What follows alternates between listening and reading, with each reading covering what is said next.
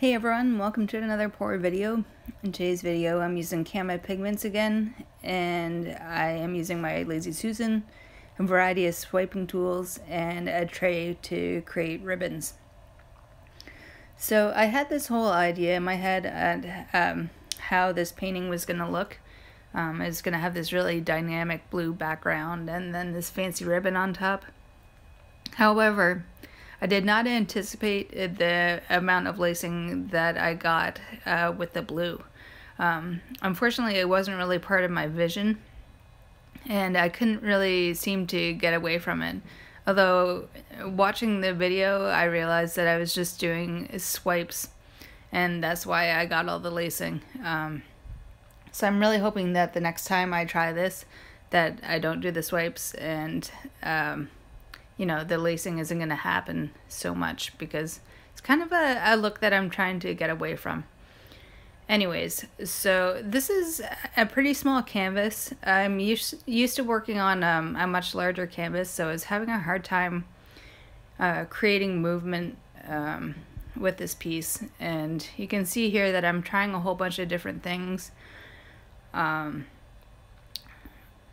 But it wasn't really working out for me, composition wise. I don't know, something just wasn't really sitting right.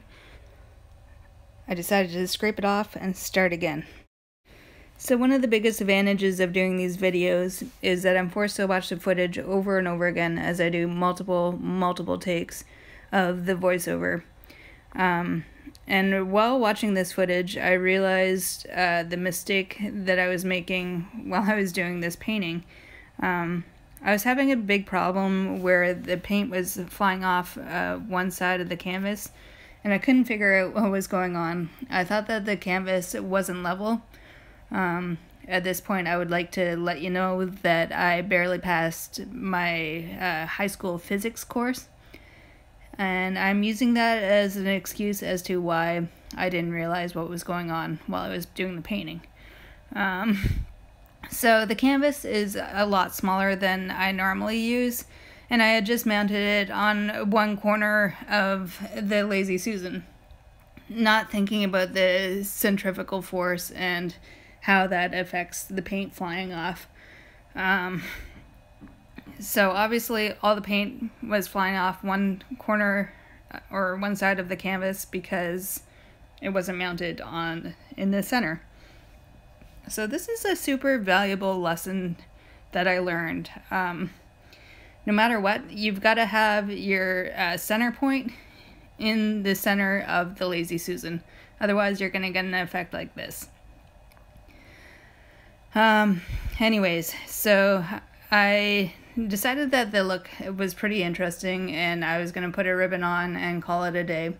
I had wasted enough paint at this point, and I put a little spin on the Lazy Susan while I did the ribbon, and a little creature popped up out of it. I think that this ribbon actually lacks a little bit of the usual dynamicness of my other ribbons.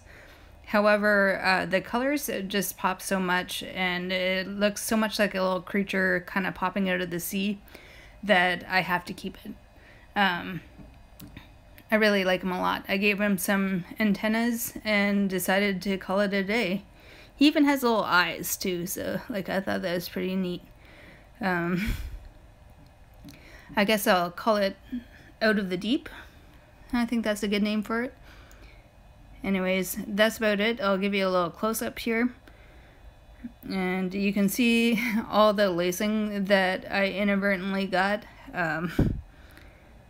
Yeah, I have to admit that is pretty neat, that lacing. Anyways, I'm interested to know what you guys think of this painting. I hope you liked it. If you did, remember to hit like and make sure that you've subscribed to my channel. And also check me out on Instagram as well. I think there's a little button that you can press somewhere on my homepage thing. Thanks for watching. Bye.